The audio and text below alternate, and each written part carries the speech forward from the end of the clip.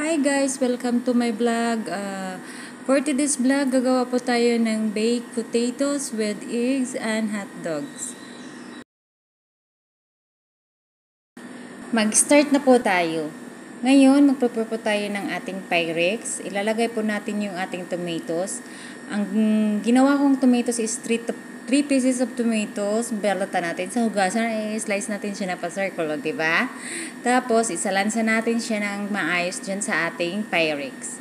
And then, pagkatapos natin maisalansa ng maayos, lagyan natin siya ng asin, paminta, chili powder, and olive oil.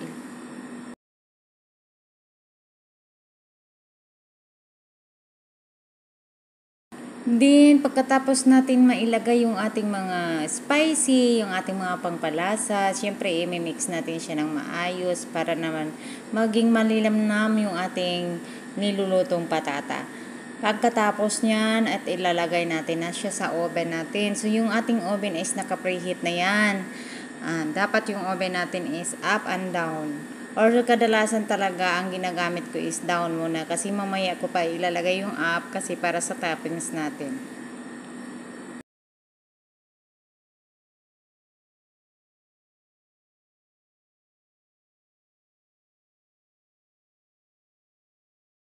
So ngayon naman, nailagay na natin yung ating patata. Mag-prepare na po tayo sa ating toppings. So nag-prepare po ako ng 4 pieces of eggs. Then, nilagay natin yung chives onion natin, yung green onion natin na leaves.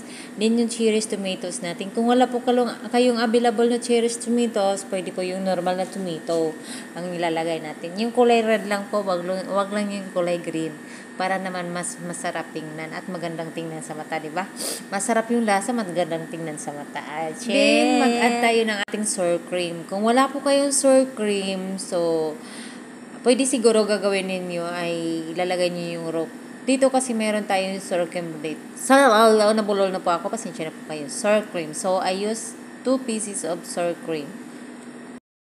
Then, i-mix natin siya. After that, na-mix na natin siya. Kukunin natin yung ating patata na nasa oven.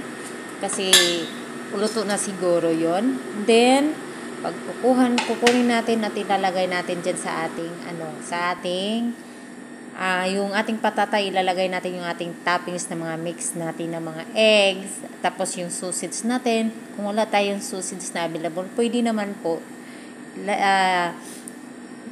gamitin natin yung ating hot dogs. So, ayan, pagkatapos na po natin i-slice yung ating sausage, i-arrange po natin siya sa top natin ng patata natin. I-ayos po natin siya ng maayos para maging okay naman yung tingin natin yung arrangement ng ating pagkain, no? Yan. Pagkatapos niyan, nilagyan natin siya ng mozzarella cheese. Any kind of cheese po, pwede. Pwede po kayong gumamit ng parmesan. Pwede po kayong gumamit ng iba pang cheese. Okay, so scattered lang natin yung ating cheese para naman pantay-pantay yung paglagay natin.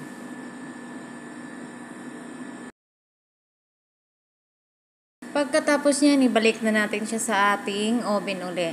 Kanina, down yung nilagay natin. Ngayon, i-up naman natin. Okay?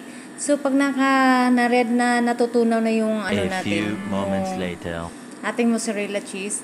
At ilabas na natin. Is ready to serve na po siya.